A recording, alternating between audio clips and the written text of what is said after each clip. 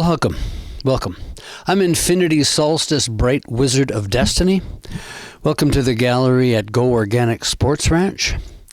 So beside me, I've got an image from Vancouver of a tree in a rainforest, and it will manage to be quite in keeping with this particular video blog. I'm calling it How Dry I Am and Rain. There was a low spot in my yard below the hayfield that in the spring becomes a big puddle. But yesterday, very late in February, the yard is completely filled with water, as it had rained all day and most of the night. So I had to get out there and work on draining that water away from the house. I got things flowing like a creek, and the next morning I seem to have drained the area. So in the spring I will have to make a better way for the water to drain away.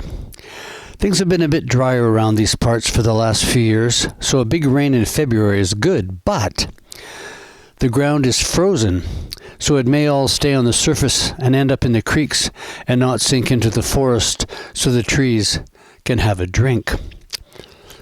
It's been warmish for a few days. Maybe the trees are awake after their winter slumber and can suck up the moisture out of the air as the rain washed through their needles. Looking out my window at this moment, thinking about trees, I see a couple of extremely tall firs, and the tops are gently swaying as if they knew I was thinking about their plight. Could be. I live on a northeast-facing slope, so there is a very thick forest on the property, and I wonder just how much water one of these big, tall trees needs to stay healthy. As a kid, I grew up on the north shore of Vancouver, and the area got an enormous amount of rain in a year. In fact, before ships and railways brought thousands and thousands of people to the west coast, the place was sparsely populated, and it was a rainforest. Trees grow huge in a rainforest, and in my next door neighbor's backyard was a huge stump from one of those ancient rainforest cedar trees. Sadly, my house was built in what was an actual rainforest minus the gigantic trees, as that big old stump attests. As a young kid, we would play on that 15-foot tall stump and pick huckleberries and salmon berries, and on one day, my neighbor had the stump removed.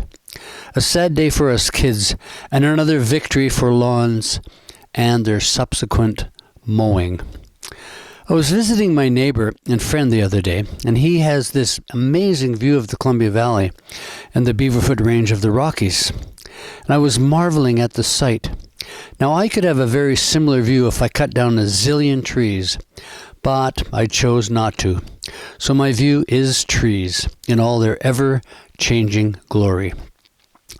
But I did clear a 10-acre hayfield around my house to let the light in, so only up at the tennis court is there a magnificent view of the Rockies, and so it just takes some effort to actually see the view. You have to go up to the court. Anyway, that's my little story about a rainforest and all that. Over and out. I'm Infinity Solstice, Bright Wizard of Destiny.